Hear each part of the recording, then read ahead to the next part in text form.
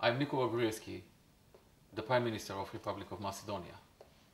I deeply admire Mr. Lojzeta Peterleta, his personality, his work and his political achievements. He is striving for peace and democracy in our part of the world and is known as a great expert of the situation in the Western Balkans. His dedication and support in bringing together the European Union and the countries of the Western Balkans is of a great importance to us. Lojzeta, I recognize that also because of your influence, Slovenia became the first country of former Yugoslavia to join the European Union.